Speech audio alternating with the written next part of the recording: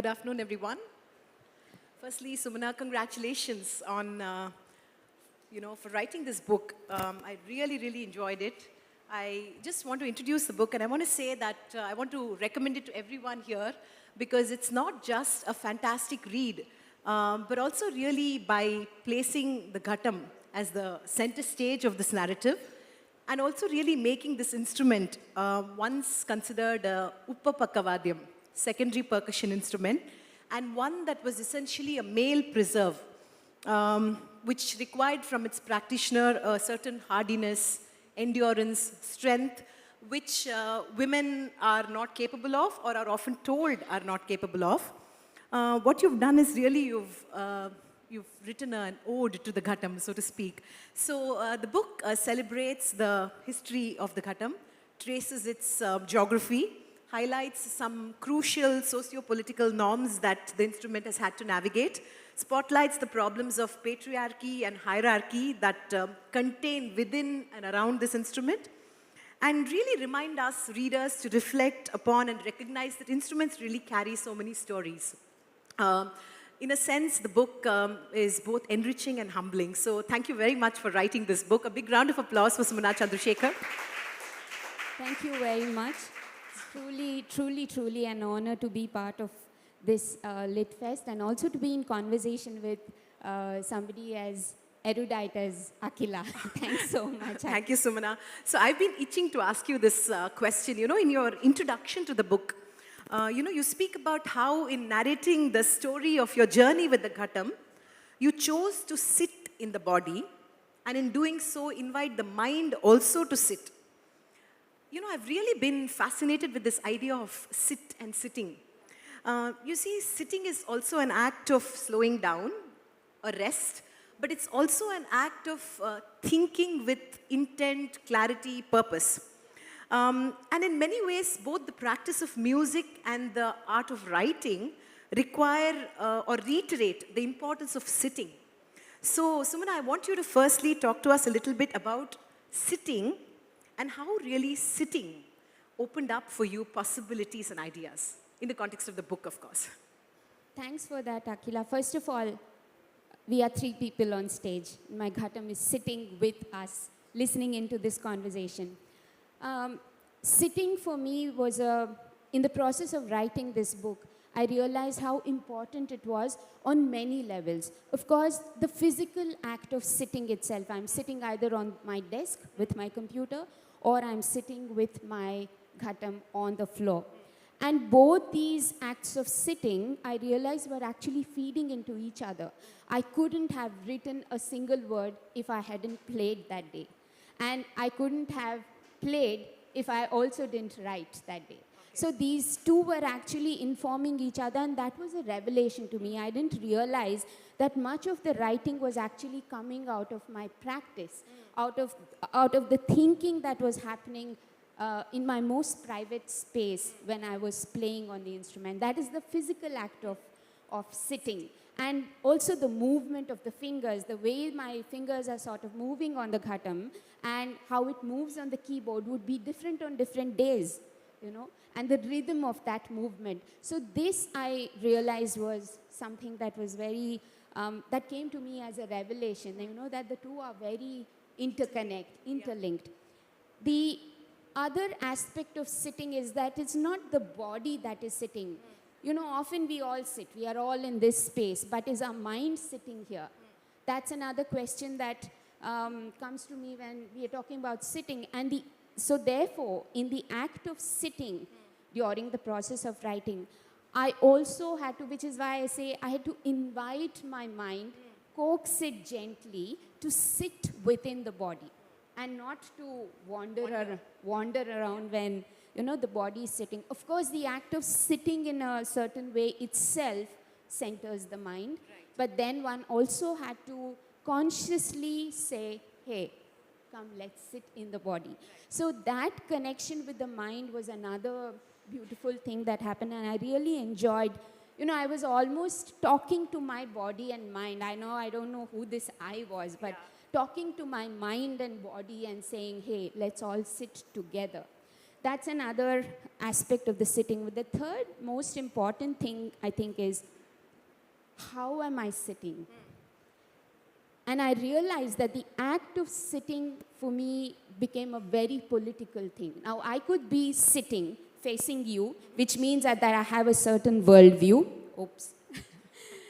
And I could be sitting like this, and I have a very different worldview. So with reference to my writing, with reference to my ghatam, I had to also orient myself and say, hey, let me see how I'm sitting, where I'm sitting, where are my thoughts, or where is my body taking me when I'm sitting in a particular direction, you know? And that, again, became very important. And for me, sitting with my instrument, you know, I love the word sangat, that they use so much in Hindustani music. It's to sit with. So I always had to sit with my ghatam. Whether I'm playing it or not is a completely different thing, but to sit in sangat, in the company of my ghatam, and to therefore look at a particular worldview, and then and therefore allow my writing to be informed and influenced by that worldview, that became an important. So the sitting is from the physical, the mental, it is political, it's all of this for me. Thank you for that. Suman, I see in the context of music, you know, you're already, we know of the idea of sadhana, you know, and the English word rigor, I don't think really does justice to that word. But we're curious about what is the kind of, you know, sadhana that went into writing the book. I mean, you talked about the act of sitting and how you'd have to like draw the mind and not let it wander. But really, writing is also, you know, requires a great deal of sadhana. So could you tell us a little bit about that? Sure. This is a very important thing you've brought up, Akila. Thank you for that, and actually made me think. Instead of rigor, I'd like to bring in the word practice. And for me, the two words here are sadhana and practice.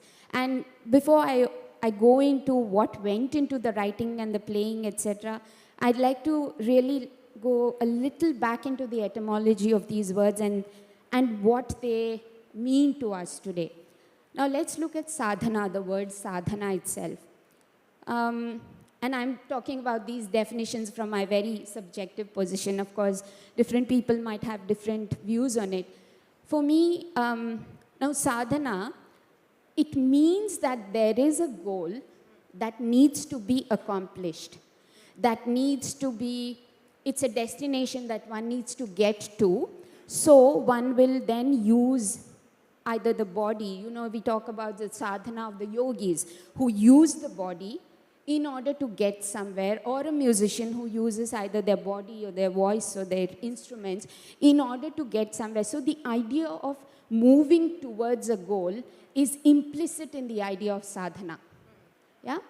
And therefore, everything that we do is to instrumentalize something else, either the body or the instrument, in order to get there. But let's look at the other word, practice.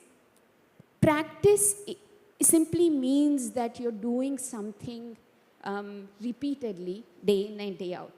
There is a lightness to the word practice. You don't have to necessarily have a goal, but just because of the fact that you're doing something repeatedly, you might get somewhere. You will, of course, get somewhere, right? So for me, sadhana is a very heavy, loaded, almost a masculine framework of entering one's own practice. Whereas practice, for me, is very light. Now, for instance, we talk about the sadhana of musicians or the sadhana of a yogi, but we never say, if you look at, you know, stories of, say, Radha and Krishna, or Sohni and Meghwal, they were not doing sadhana. It's the practice of love. You wouldn't say the mother is doing sadhana towards her child. It's just the practice of love. We practice love. We practice compassion. We practice empathy. So you know, sometimes we also tend to weaponize the word sadhana, especially when we're talking to children. We say, do your sadhana.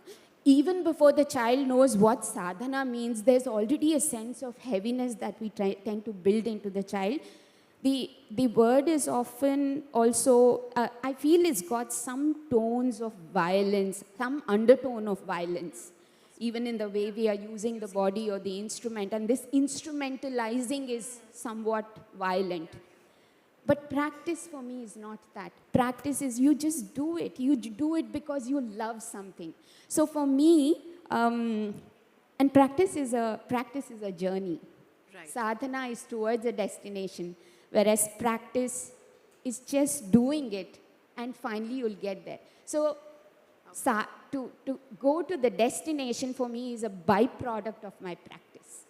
Okay. I'm not led by my destination, but I'm doing it and eventually I'll get there. There's also a sense of vulnerability with it, which I deeply love.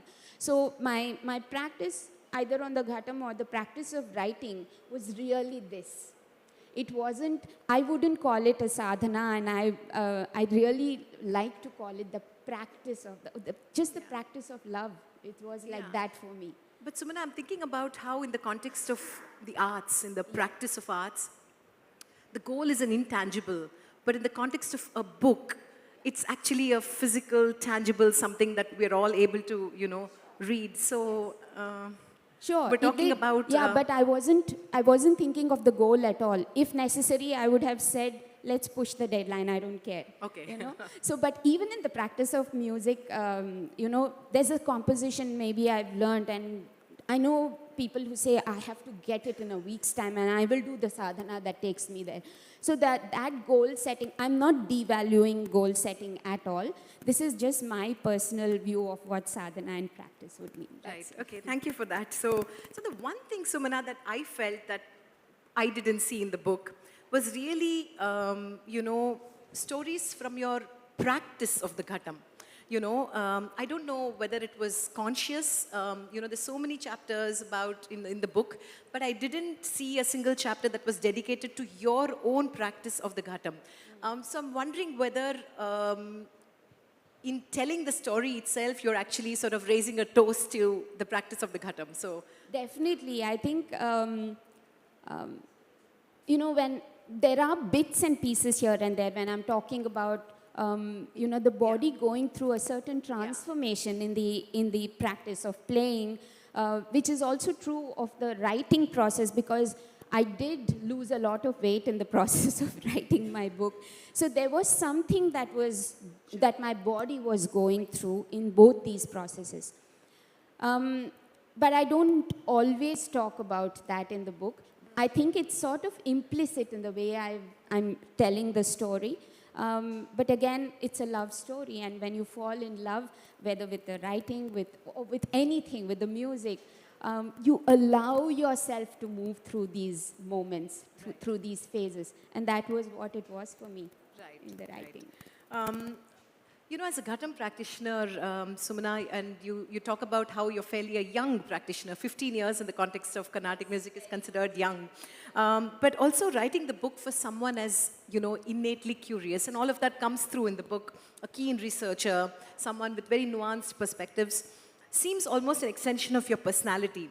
So who, according to you, I'm curious, should really read this book?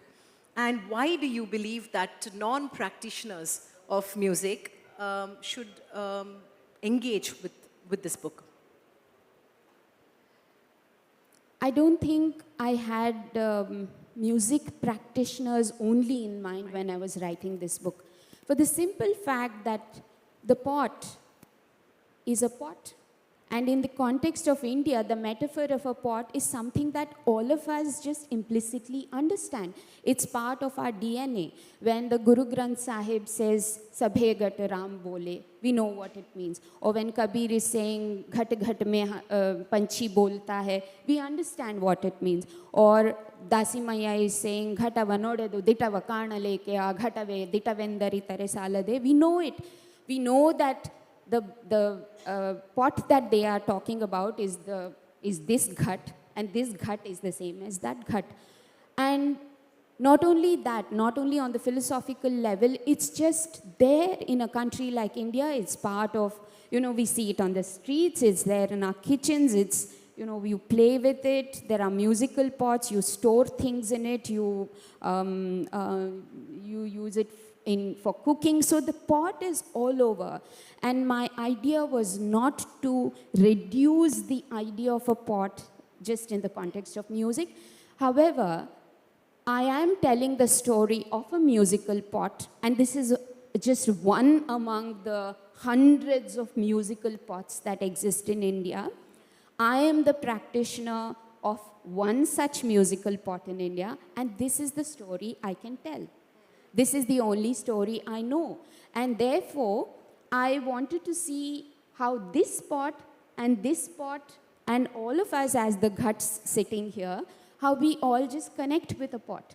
And in doing so, I'm also giving voice to the story of the Ghatam, which has only been, told in bits and parts here, some of it blurred, some of it erased, some of it, we don't know. So my idea was that I just wanted to tell this story of one pot. And in doing so, see how everything else might connect to that pot. And therefore, this book or this story is not about the Ghatam only. And it is not for music practitioners only. It is certainly for everybody, because this, I think, is a universal story. It is the story of the making, the breaking, everything about the pot, and all of us relate to it. The other thing is I didn't want to mystify the pot. Yeah?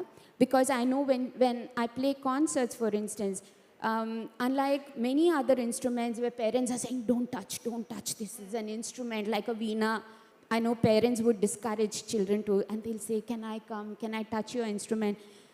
I've had children who just come and hug the pot and they want to speak into it. And I say, go ahead, do that. And there's no inhibition for the children. So I feel that it's everybody's instrument. And this story, therefore, is everybody's. It's not my story anymore. And anyway, once I've written the book, I say it's out in the world. It's your story. Fantastic. Sumana, your guru is also here today. Thank you, Sukanyaji, for being with us today. There is a chapter in the book called Classes Begin. And there's a beautiful story that you tell us when you played Tadditomnam for 20 minutes until your body, your fingers, everything just gave up and you were numb almost.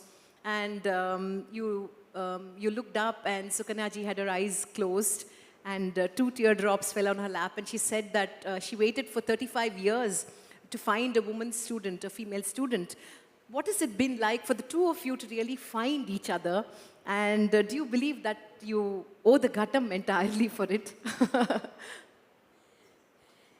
There's a quote from Rumi that I've used in the book. Rumi? There's a Rumi quote that I've used in the book. It says, not only do the thirsty look for water, but the water also is looking for the thirsty. That for me sums up my entire relationship with my guru. I think we were waiting to find each other, and things became so magical at that point when I was in this intense state where I wanted to learn the instrument and I was looking for a guru. I had decided that she would be my guru, but didn't know if she would take me as a student. Things magically fell into place to the extent, now I don't believe in coincidences. Everything has got a reason, purpose. To the extent that my last excuse was, oh, she stays so far away and with a full-time job, I'm not going to be able to make it. It so happened that she moved places and she came at that exact time within 8 kilometers of where I stay and said, this is it, I can't have another excuse. So things work themselves out. And in the last 15, 16 years, I can only say this is it's a sacred friendship. I don't think there is any single day I don't speak to my guru. It could be for music, of course, she shares compositions and I'm responding to it. Or it could be the most silliest things. There's some episode that happened at a traffic junction, I immediately pick up the phone and say, ma'am, you know what, this happened. Or we are sharing a silly joke, or we are vehemently disagreeing about something, or we are talking something profound and serious, or there's some poetry. So it's a very rounded relationship. And many people who've read the book have said, oh, I didn't know Guru-Shishya relationship could be this. I say, yeah, there are relationships like this. And I think, I've been very fortunate to have this kind of a very wholesome relationship, which makes me feel that nothing is outside my music. Everything that happened on the street, what I ate, what I spoke to somebody, it's all part of this whole thing about, it's part of this relationship. And I bring all those experiences into this relationship, like she would bring her experiences to this. So that has been the most precious thing. And which is why I call it a sacred friendship. I don't know what else to label this as. No, it comes through really very beautifully in the book as well, Sumana. I wanted to talk to us a little bit about the construction of the book itself. You sort of use the elements of the earth to sort of chapterize the book. So talk to us a little bit about how did you sort of decide to do that, and did you first actually do this, and then, how did that happen? So I must first say that the book was not my vision at all. I was in a concert in Gurgaon.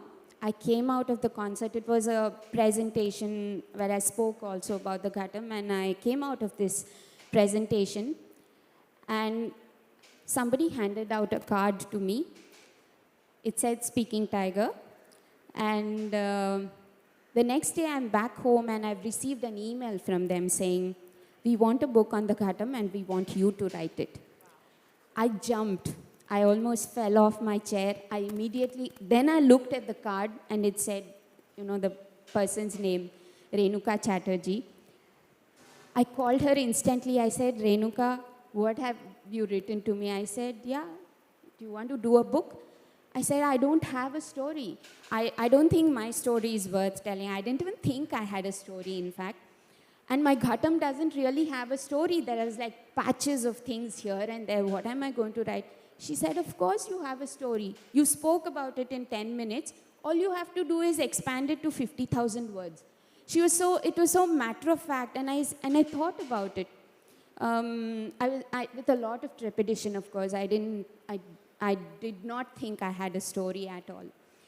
And, but the only reason I signed this contract was, I said, if I don't make an attempt to write this story, maybe my instrument will never have a book.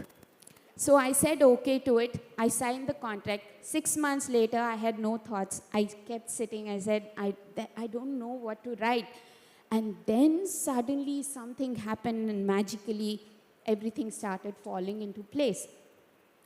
And so after I had signed this contract, I was feeling so guilty because, the publishers have put in so much trust in me. I hurriedly put together a chapterization, which I now think it was so juvenile. But I did put down something and I sent it to them. They didn't respond. They said, okay, fine, that's it. And I thought, okay, they'll come back with, you do this kind of thing and this chapterization, we want you to take it in this direction. Nothing. All they said was we want it to be a memoir and not a historical account only of the Ghatam. So I sent them the chapterization, and 6 months later, I called up Renuka and I said, I haven't written a word. She said, you are the expert. I don't know anything. You take it in any direction that you want and I don't care. And then, things started slowly working themselves out. I started writing. After that, I decided that the body is where I'm going to anchor my whole story. And one after the other, the stories started revealing themselves to me. So what I did first was just to put down short, anecdotes, stories that I knew. The things that I wanted to share with the world. Just pieces of information, and at the end of it, I had some 20 things that I wanted to share, all a jigsaw puzzle. But there were also certain other things that have been my long time preoccupations.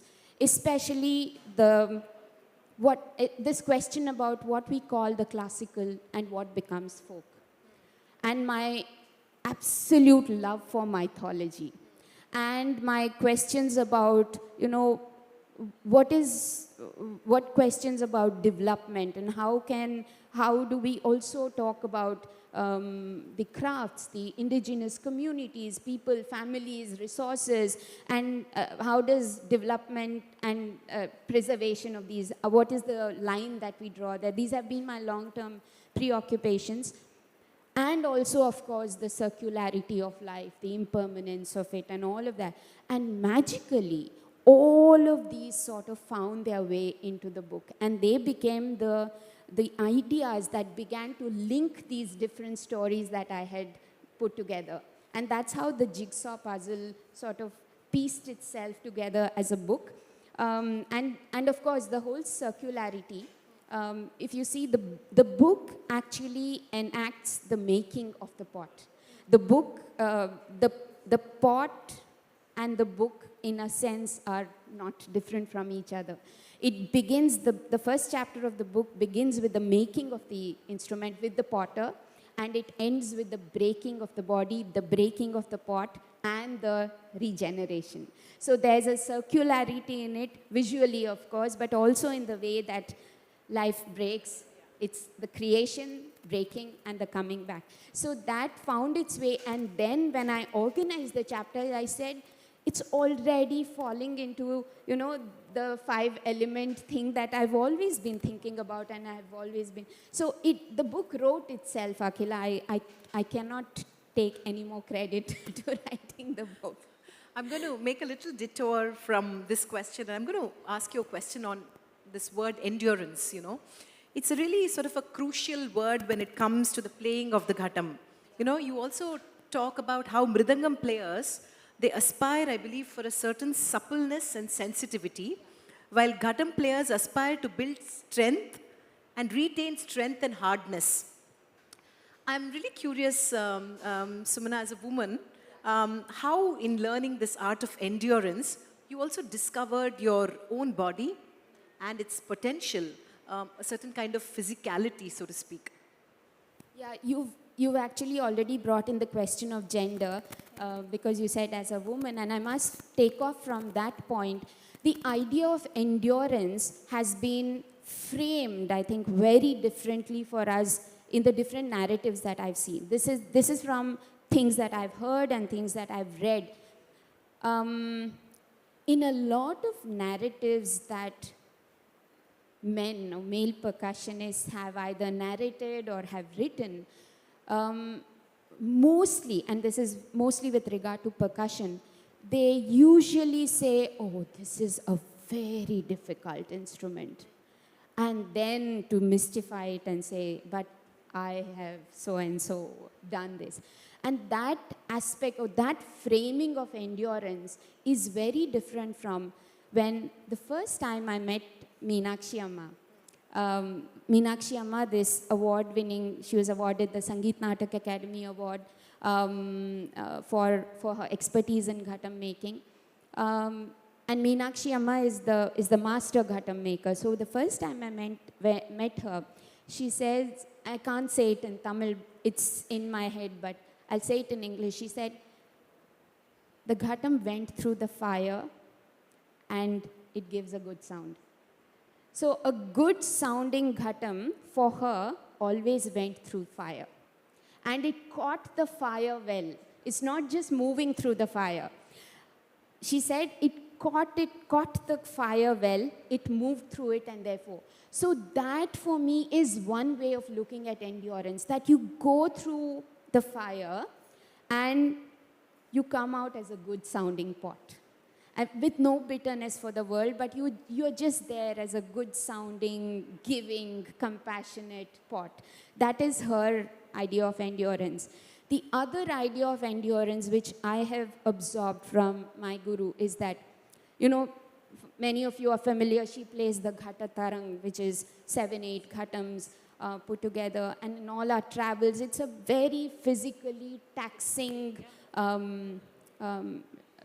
phase.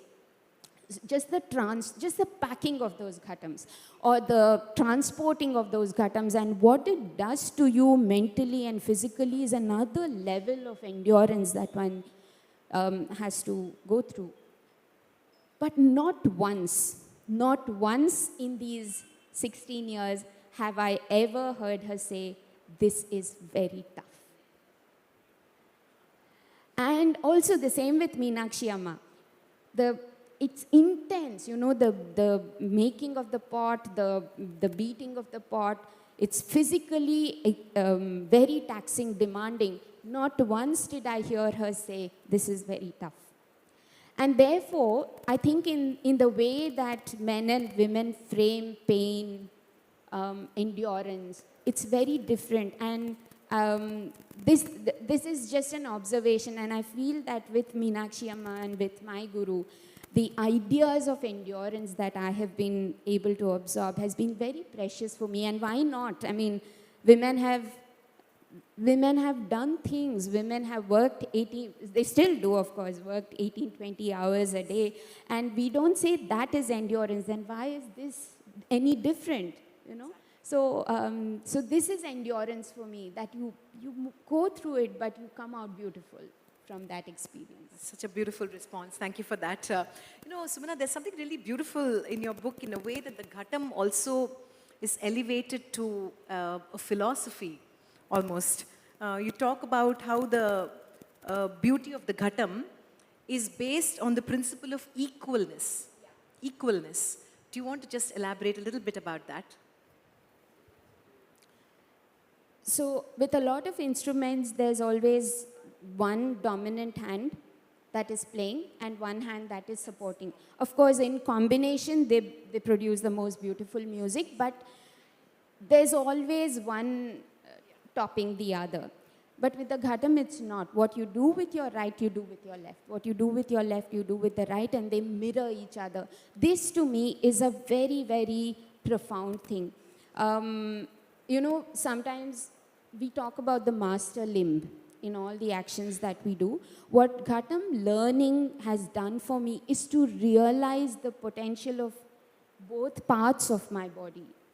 I know for a fact that what I do with my right is definitely possible on my left. It's just that maybe it needs a little push, a little nudge, a little training, and I can, of course, do it. To be able to feel a certain balance, a feeling of centeredness, and to privilege and to respect and to know the potential of both sides of my body has been very, very, very important for me. And this is also lovely for me as a student of the Shaolin martial art, where I realize that there is no such thing as a master or a lesser part of the body, that they are all equally important and they can be trained.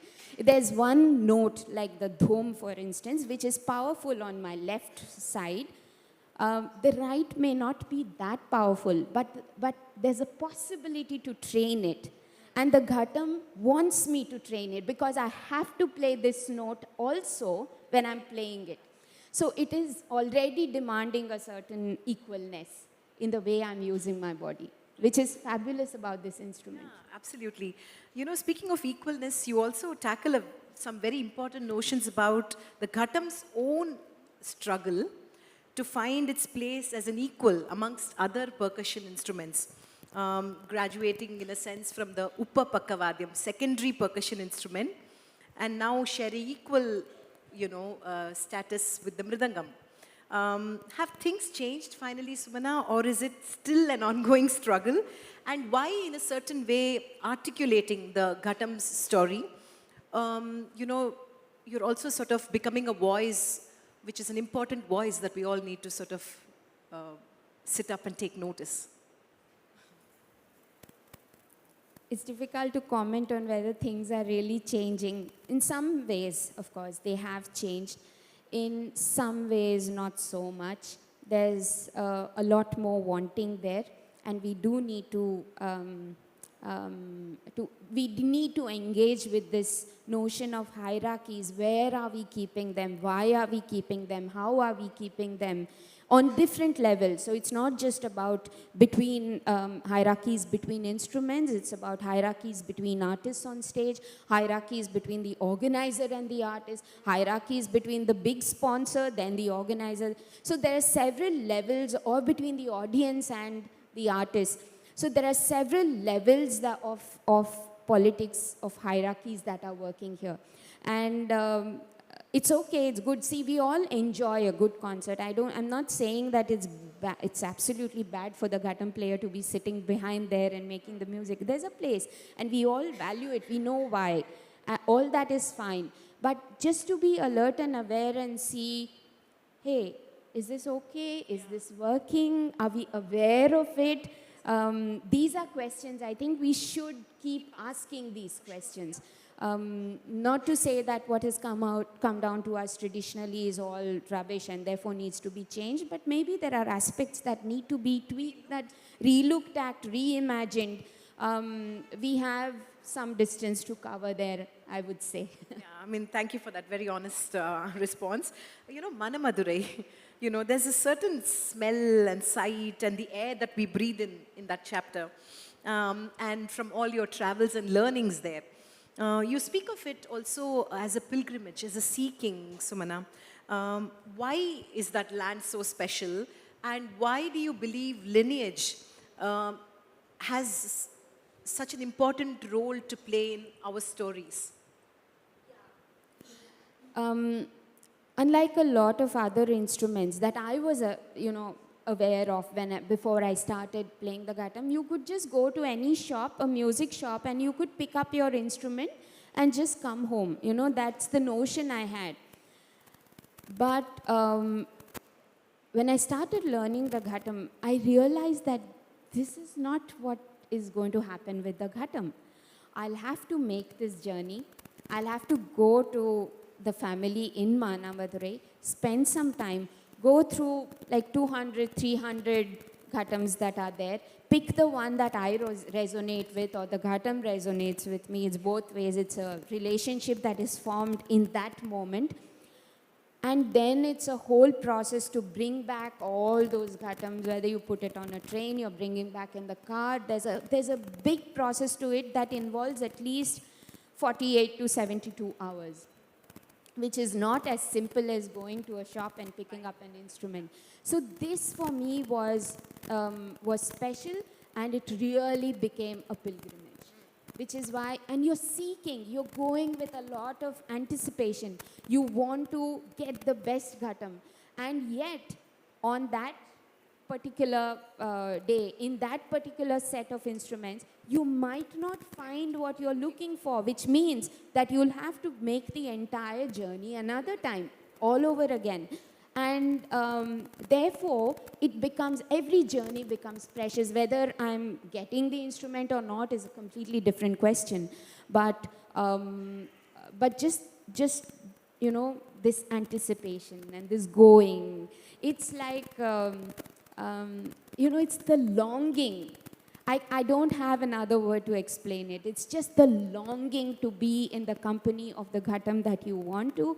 And you find it, sometimes you don't find it, and it's a love affair that has to go, that has to begin again. So that's why I say it's a pilgrimage. And the people there, of course, the people that have lived this life for so many generations, and what they are bringing to this instrument, that is special to me. There's no other commercial circuit in this. There's no middleman. You're directly in contact with the earth, with the people, with the family, with the lineage that is making it absolutely priceless.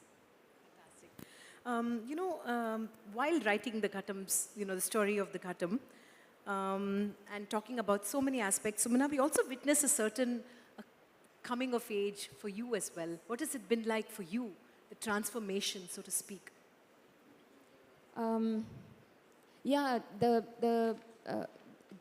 Just by virtue of being a ghatam player, I feel that my life has taken several different journeys, several turns, several ups and downs, and I'm transformed. I am transformed. I'm not the person that I used to. I'm not the musician, let me say. I'm not the musician I used to be 15 years ago.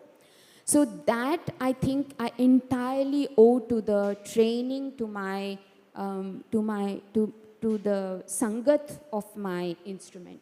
It has done something to me, and there is a certain coming of age, because there are certain you go through the fire, and then there are things that open up, like Leonard Cohen said, you know, where the crack is where the light opens. So a lot of things have opened for me because I play this instrument. I don't think this kind of awakening, I would say, would have happened if I didn't play it. So I owe it all to it. Fantastic. Are we running on time? Do we have? Okay, okay. I also want to ask you a little bit about, you know, some fascinating anecdotes and, you know, observations, data, history.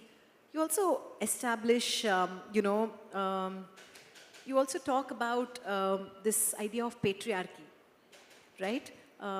Right from its, you know, making to its practice to its performance.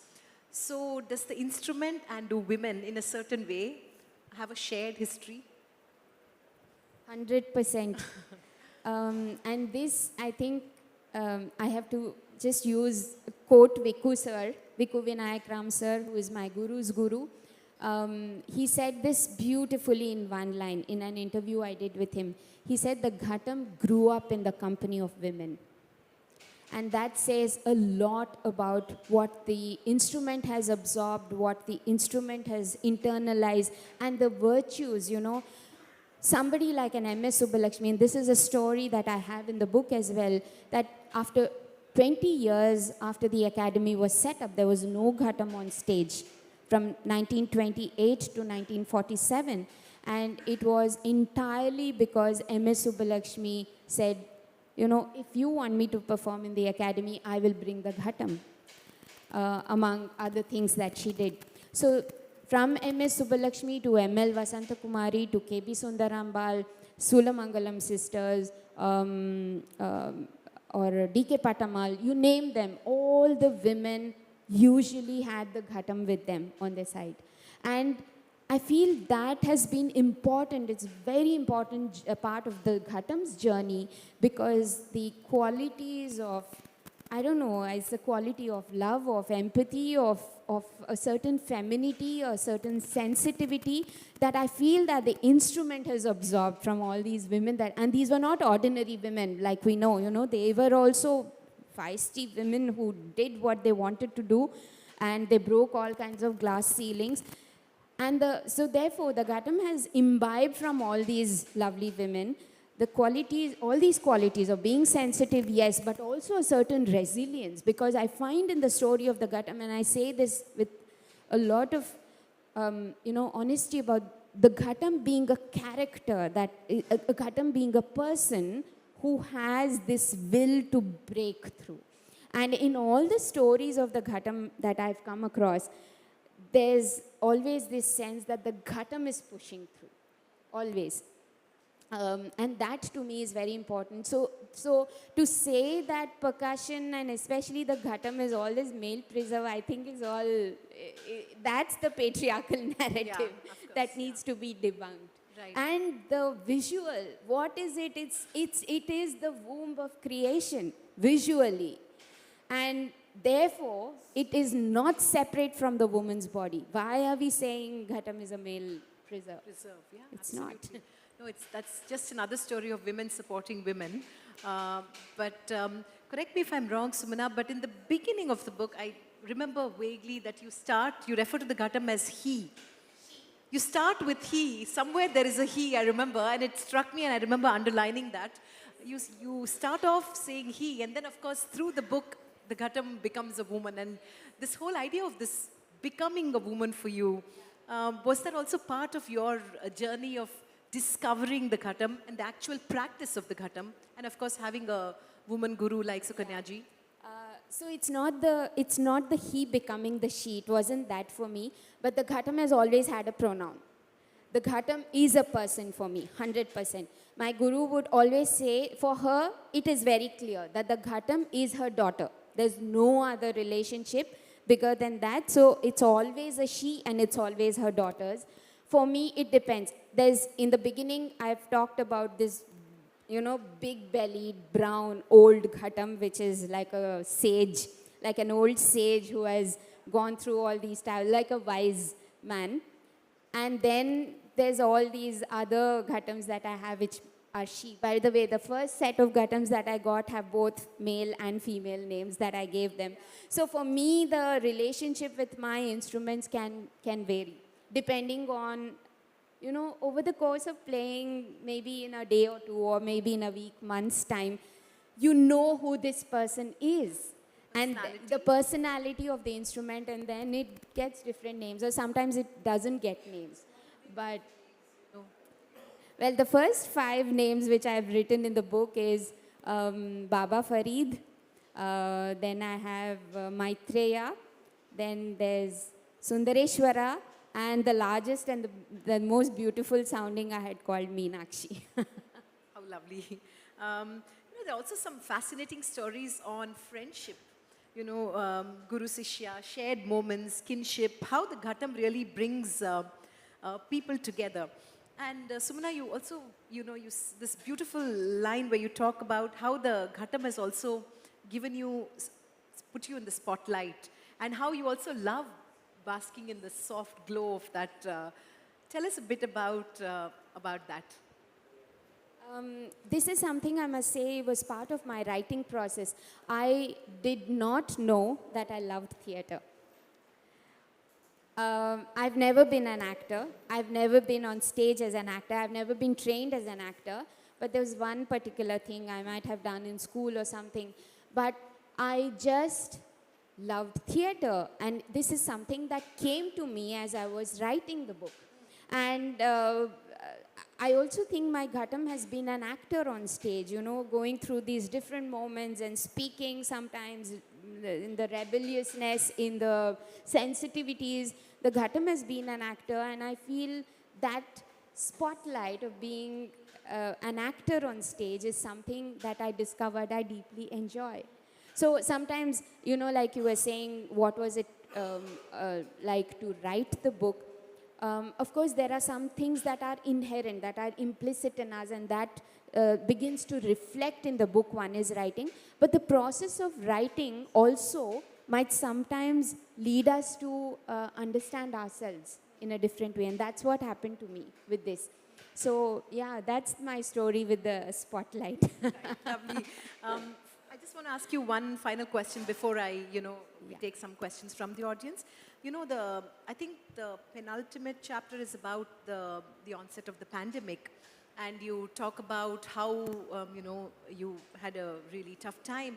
And through the chapter, one is only seeing your yearning for the Ghatam, to be reunited with the Ghatam, and also this constant pining and this fear that it might set you back in time and to not be able to play the Ghatam. Would you therefore say then that the Ghatam is, almost a way of life now for you? Totally. I can't think of my life without the Ghatam beside me. So the pandemic, I went through an experience of COVID, and the COVID experience also transformed my body dramatically. For nearly a year, I couldn't lift my Ghatam. Forget about playing the instrument. I couldn't lift it. Of course, in the initial part of my COVID, when I was in hospital, the fear was that, will I be able to play? What will happen to my hands? And will I have the strength to come back to it? But the moment a certain kind of, something opened for me in those really harsh moments. And I was overcome by a deep sense of compassion, not only for everything and everybody around me, but for myself in the first place. And when I got back home, the one thing that I did was not to push my body. I said, if my body has to take, I don't know, whatever amount of time it will take to come back to it, so be it. And every day I journaled what my body was going through.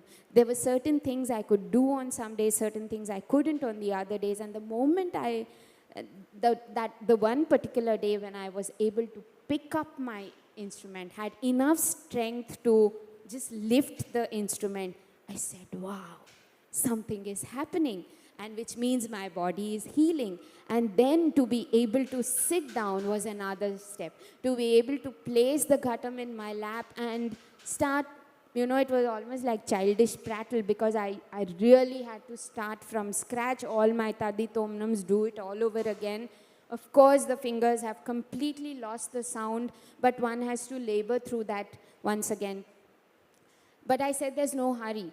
I'm not going anywhere. It doesn't matter, I'm not playing for concerts for another year. That's totally fine. But to be able to reconnect with my ghatam became so important.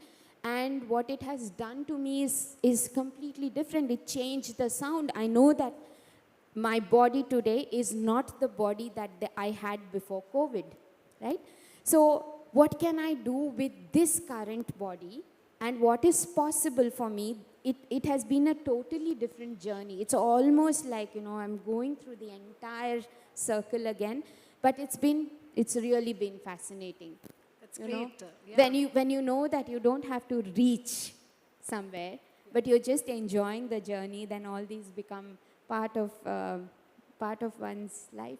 Yeah, and I think, despite all of that, the ghatam is sitting with you, you're sitting with the ghatam, and we return to the idea of sitting. We will take some questions from the audience, if anyone would like to ask a question.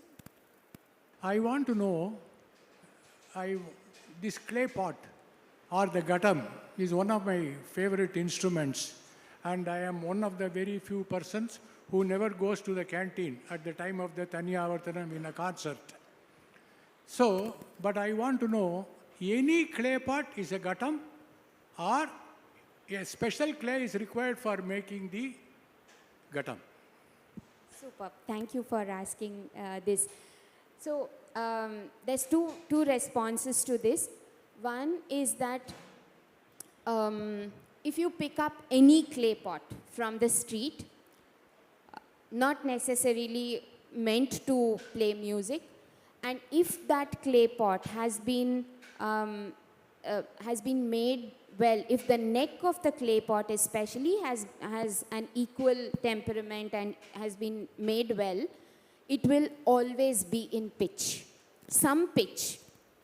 And you can actually play on that pot depending on how strong it is or how fragile it is. You will have to vary your strength of playing, but you can play on any pot.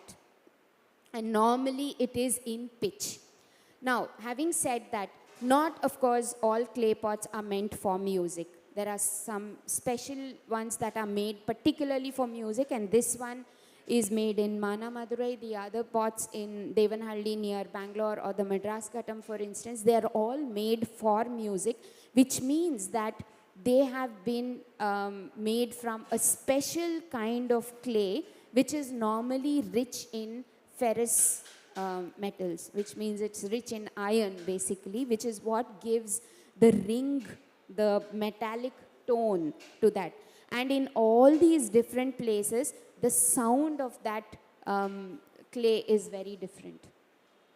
But there are, of course, across India, if you go, you will, for instance, in Rajasthan, in Kashmir, in the Northeast, in Odisha, Jharkhand, you name it. Every place has a musical ghatam, and not all of them are always made for the purpose of music. They are just normal pots, but they're also played in music. Thank you very much, Sumana. Really, indeed, a privilege. And thank you to the audience for staying. Yeah. Thank you, audiences. And thank you, Akila. You know, she made me work really hard on the questions she asked. Thanks so much for such deep engagement with this. Thank you.